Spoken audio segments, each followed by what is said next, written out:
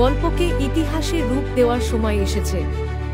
Digital দক্ষতার নতুন দিগন্ত উন্মোচনে classroom Bangladesh নিয়ে আসছে story to history digital skill up session.